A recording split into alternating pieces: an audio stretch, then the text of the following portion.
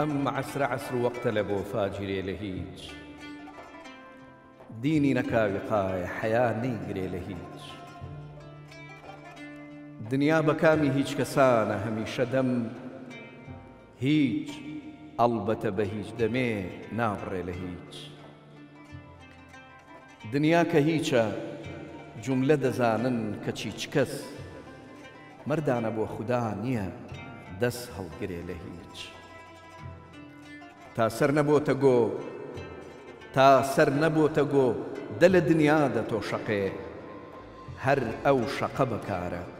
کەوا هەڵدرێ لە هیچ ماچی دەمی لە کەڵکەڵەما بوو چ خۆشی وت ماچی دەمی لە کەڵکەڵەما بوو چ خۆشی وت قرم ئەی ئەسیری واهیمە خۆش ناکرێ لە هیچ دەم نادیار و نازی قسەی پڕ بە دەشت و شار دنیایەک ئاوی زیندەگی و دەرخرێ لە هیچ مەجنونە شاهی عشق و بیابانی بارەگا ئاهی دەکا هەمیشە بەپا چادرێ لە هیچ دقت کە غەیری ڕشتەی جان و میانی یار دقت کە غەیری ڕشتەی جان و میانی یار ڕشتەم نەدیوە مەحوی ئەمن بادرێ لە هیچ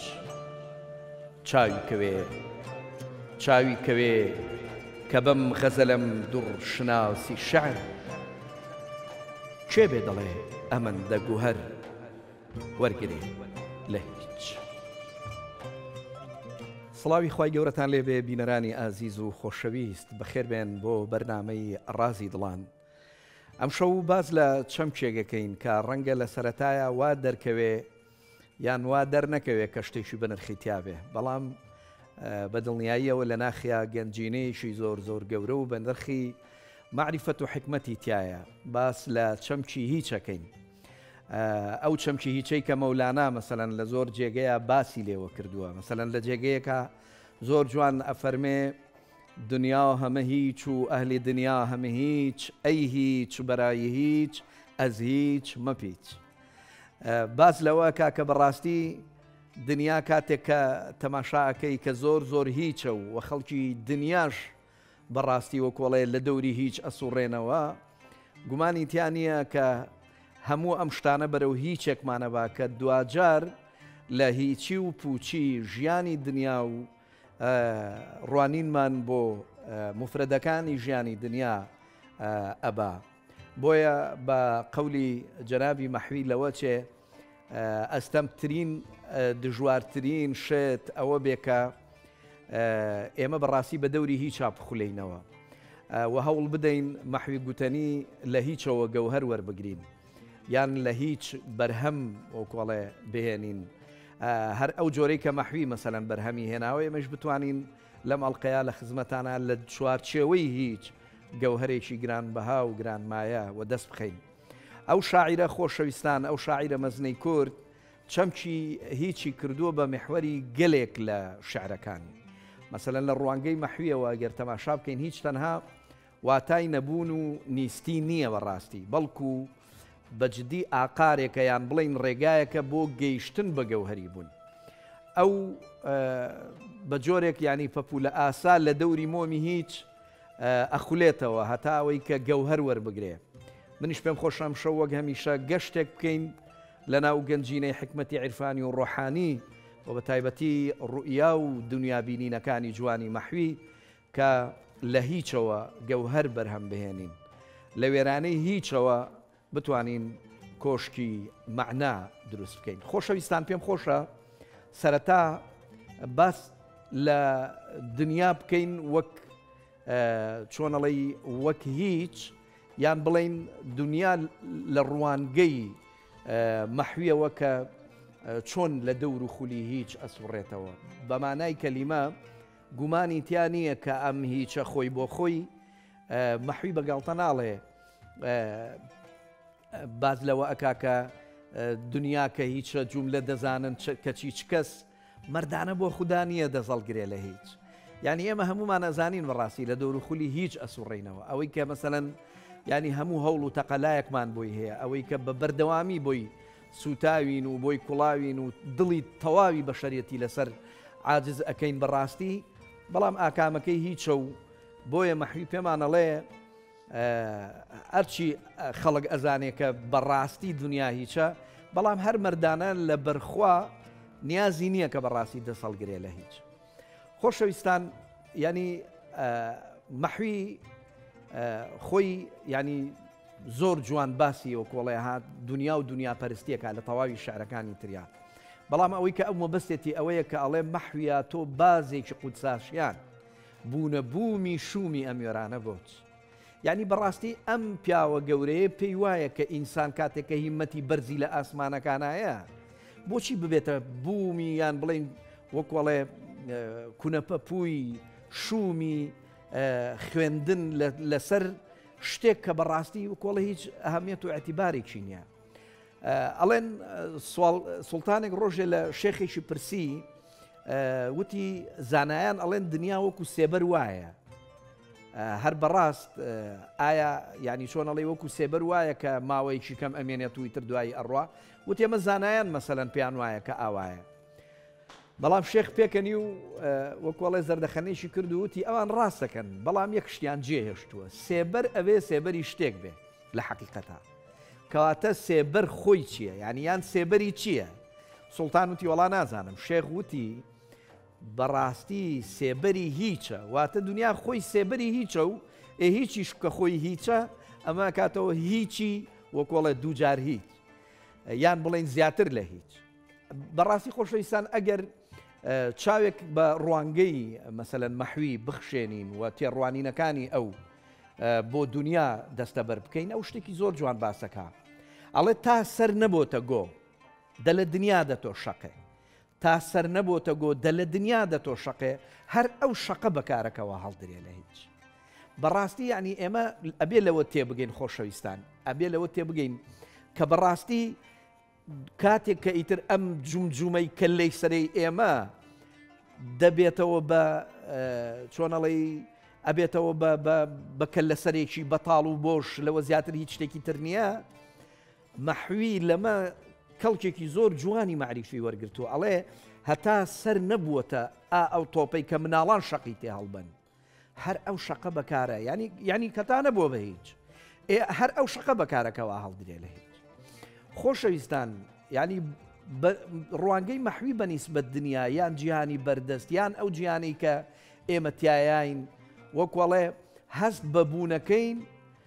پێویستە یعنی ئەوەمان بۆ ڕوون ببێتەوانێک کە دنیا وەک دیاردەیەکی بێدەوام و ناپایەجێ و ناپایدار وایە یعنی لە سایەیدا ناتوانی وەکوەڵێ بگەی بە بەقا گومانی تیانە کە ئەبێ بڕۆی بەرەو فەنا کاتێک کە ئەفەرمێ كل نفس ذائقة الموت مانای ئەوەیە کە بەمانای کەلیمە ئەم ئینسانە تەواوی ئەوەی کە پیایا تێئەپەڕێ نەتیجەکەی یەکسانە بێتەوە بە هیچ ئەی چی ئەرزش و قیمەتی هەیە تا ئەوەی کە بگەیتەوە کۆڵێ جێگەی ئەمن و ئارامشی ڕۆحی و ئینسانی بوون ئەوەیە کە ئیلا من ئەتە الله بقلب سەلیم ئەوەیە کە ئێمە بە دڵێکی ساغ و پاکەوە مەسەلەن بگەینەوە بە معشوقی ئەزەلی و نیگاری ئەبەدی خۆشەویستان بەڕاستی بۆیە ئێمە نابێ باوەڕ و متمانە بەو دنیاە بکەین کە جگە لە هیچ واتایەکی دیکەی نییە واتە دنیا ئەو وێرانەیە کە هەمان هیچە و شیاوی ئەوە نییە کە بازێکی وەکو مەحوی هێلانەی تیا بکە هەر بەڕاست وایە ئێمە ئەکرێ مەسەلەن لە دنیایەکە کە بەمانای کەلیمە هیچە و لە دەوروی هیچیشە سوڕێتەوە هێلانە و ماڵی تیا بکەین و وەکوڵێ بەجێگەی حەسانەوەی هەمیشەی و هەتایی خۆمانی بزانین نا ئەسڵەن بۆیە مەسەلەن دنیا بە چەند شێوەیەک وێنا کراوە کە هەر هەمویان خۆشەویستان ئاماجەن بە پوچی و بێبەهایی و هیچبوونی من پێم خۆشە وەک پۆلێنکاریەک دنیا کە هیچە لە ڕوانگەی مەحویەوە پۆلێنیکەین بۆ کۆمەڵێشت خاڵی یەکەم دنیا وەک مەملەکەتی غابە وەکو مەملەکەتی وحوشستان وەکو خۆی مەسەلەن باسی لێوە کاکاڵێ لەمانمدا نەدی و حاصڵەیە غەیری تەوەحوش من ئەڵێ لەم بوون و وجودەی خۆما بەڕاستی هیچ وەکوڵێ شتێکم نەدی و غەیری وحشی گەری غەیری ئەوەی کە ڕقی و زبرینە بێ وەکو ئاها چۆن بڵێ لە مەملەکەتێکی غابابی کە پڕ بێ لە دڕندە بۆیە ئەڵێ لەمانمدا نەدی و حاصڵێ غەیری تەوەحوش من خدا پێدا و ئەوانەی لە موحوشستانە زۆڕۆین خۆزگەم بەوانی کە ئەم مەملەکەتی و حوشستان و مەملەکەتی غابیان زوو بەجێهێشت و لەم وەکوەڵێ کاروان سەرای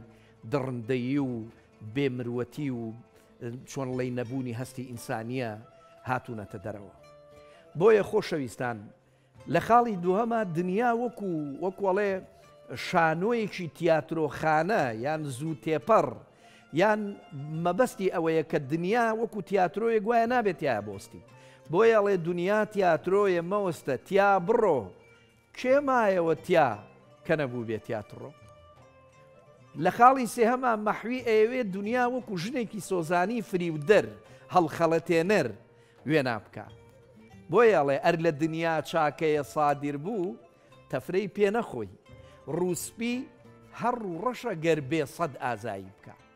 ئەخر دنیا کە ئەوەندە فریودەرە دنیایە کە ئەوەندە هەڵخەڵەتێنەرە ناکرێت تۆ بەڕاستی تەفرەی پێ بخۆی بۆیە مەسەلەن شاعیرێکەیە لە شعرێکی شتێکی زۆر جوان ئەڵێ بە دنیا قەت نەبی غەڕا شتێکی فیتنە پەردازە ئەڵێ ظاهیری هەنگوینە و باڵتینی زەهرێکی ناسازە یعنی کاتێک کە تۆ وەکوڵێ ها ئیقباڵی ژیان و بوونت بەرامبەر بە ژیانی دنیاە تێگەی لەوەی کە بە ظاهیر شیرینە بەڵام وەکوڵێ ناوەکەی باڵتینەکەی پڕە لە ژەهر و پڕە لە زەهرێکەی تر ژیانی تۆ وێران و لە ناوە بە خۆشەویستان مەحوی بە شێوەیەکی زۆر عیرفانی دنیا وەکو هیچە بینێ شتێک کە بایی ئەوە نییە بەڕاستی مرۆڤ ژیان و تەمەن و وەکوەڵێ بوونی بەهاداری خۆی بۆ بەخت بکە ئەمە لە عیرفانی ئیسلامیە بەجددی ڕوانگەیەکی زۆر باوە کە مرۆڤ پێویستە لە دنیاە دابڕێ و وەکوەڵێ لە خۆی نزیک ببێتەوە فەلسەفەی عیرفان جگە لەمە هیچ شتێکی تر نییە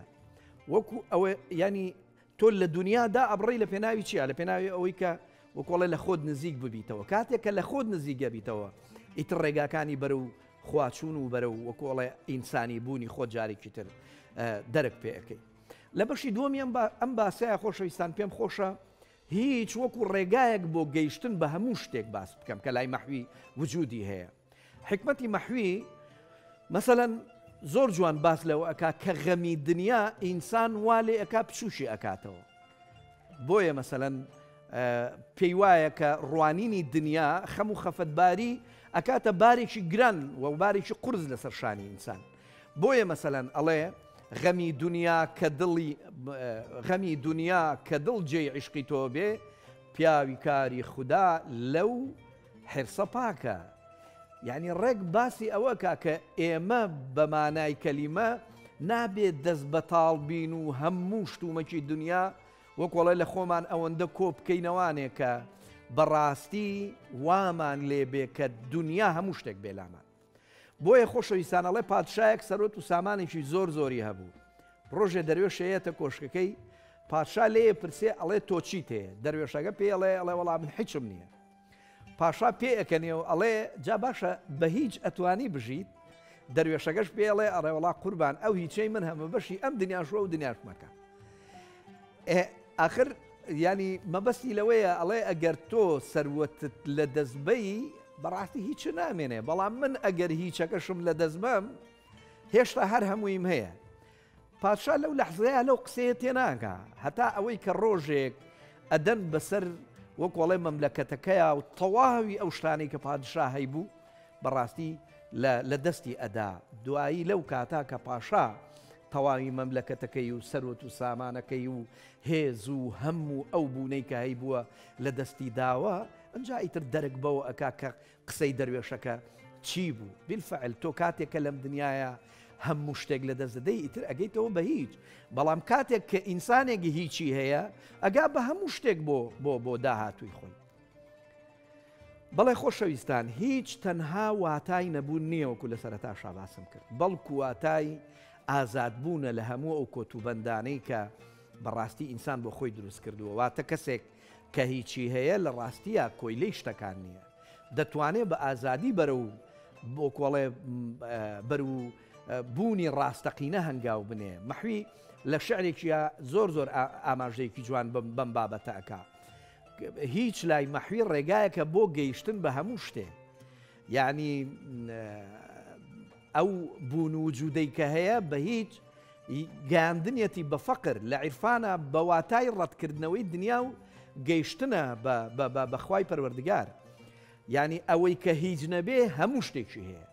لە عیرفان تەنانەت شەمکی فەنا هەیە بە واتای نەمان و لە ناوچوونی خود و تواننەوەیەت لە ناو خوایە بۆیە ئەو مەرحەلەی فەنایە ئەوەنە بەقوەتە سەیریکە فەنایی ببورن وەفایی لە جێگەیەک شتێکی زۆر زۆر جوان هەیە ئەڵێ تا دڵ نەسووتێ دەم بەدەم فانی نەبێ سەر تا قەدەم پەروانە قەت ناگا بەشەم ئاوایە ڕێگەی عاشقان بە ئومێدی ئەوەی کە ڕێگەی عاشقان بە دەرکردنمان بە هیچ و لە ئاکامدا بمانگەێنێتە بەقا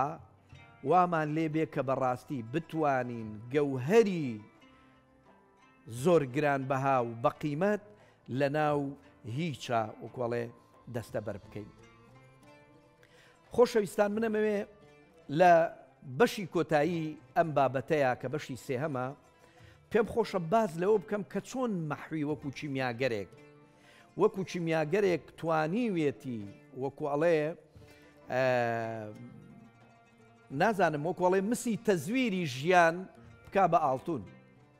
بەڕاستی مەحوی لە گریانی خۆڕا شعری تەڕی دێتە بەیان هەر وەکو دوڕ ئاو لە چاوی سەدەفی گۆیاکە طبعاً کیمیاگەرێک هەموو تەمەنی خۆی بۆ دۆزینەوەی ڕێگای گۆڕینی مس بۆ ئاڵتون دانابوو ڕۆژێک دەروێشێک هات و پێی وتوتی کاکە من خاکە بۆ ئەەکەم بە ئاڵتون کیمیاگەرەکە وتی چۆن ئەتوانی مەسەلەن خاکم بۆ بکەی بە ئاڵتون وتی جارێ پێش هەموو شتێک تۆ خۆت خاکی واتە مەبەستی ئەوە بوو کە تۆ لە خاک دروست بوویت وتی ئەمە بزانە کە یەکەم هەنگاوی تۆیە کاتی کە ئەمە دەرەکرد دووەم هەنگاو ئەوەیە کە خاکبوونت قوڵ بکەیت و پێی ڕازی بی سێهەم هەنگاو ئەوەیە کە تێبگەی خاک جێی وەکوەڵێ ڕوان و پێگەیشتنی هەموو گوڵەکانە ئەو کاتەیە کە ئیتر دەبێ وەکوەڵێ تۆ دەبی بە ئاڵتون ئەبی بەو گەوهرەی کە بەڕاستی بەهایەکی زۆر زۆر قورس و گەورە و کاریگەری لەسەر ژیانی تۆ هەیە واتە ئینسان بتوانێت لە هیچەوە گەوهری کیمیاگەری وەکوەڵێ لە وجودی خۆیان دەستەبەر بکات چونکە چەمکی هیچ لە دنیای زانستی هاوچەرخە زۆر سەرنجڕاکێشە خۆشەویستان فیزیای کوانتۆم پێمان ئەڵێ کە بۆشایی چۆن ئەڵێ کە بە هیچ ناو ئەبرێ و پێی ئەڵێن هیچ لە ڕاستیە پڕپڕە لە وزەی بە پەلە و پارتێکڵی خەیاڵی و کە بە بەردەوامی مەسەلەن دێنە بوون و جانەمان واتە هیچ لە ڕاستیە هەموو شتێک و سەرچاوی هەموو شتێکە مەحوی وەک کیمیاگەرێک ڕۆحی لە هیچی دنیاوە گەوهەری حکمت و معریفەت دەرئەهێنێ و ئەو لە فرمێسکی چاو کە هیچە شعری تەڕ و جوان دروستەکە هەروەکو چۆن سەدەف لە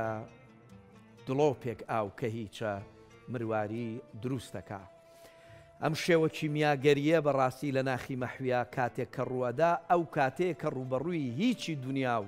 هەستی بێهودەیی ئەبێتەوە لە جیاتی دەسەوسان بوون ئەو هیچە ئەگۆڕێ بۆ گەوهەری شعر و هونەر و عیرفان خۆشەویستان و ئازیزان بە ئومێدی ئەوەی کە توانی بێتمان لەم وەکۆڵێ ساتە وەختەکەمەیە کەمێک وەکۆڵێ گەوهەریمان لە هیچ هەڵێنجا بێ وەرگرت بێ هەتاوەی کە بتوانین لە نێو سەدەفی ئەم ڕوانی نەقوڵ و دەریا ئاسایی مەحویە وەختێک کە بە هیچ ئەسوڕێینەوە بتوانین لە هیچ بۆ فەنا لە فەناشەوە بۆ بەقا ستار بگرین من بیلال کەیوانی تا بە گەیشتنەوەیشی تر لە ڕازی دڵان بە ئێوەی ئازیز و خۆشەویست ئەگەمەوە هەموو لایە بەخوای بەرز و بێ هاوتا ئەسپێرم خواتان لەگەڵ ماڵتان.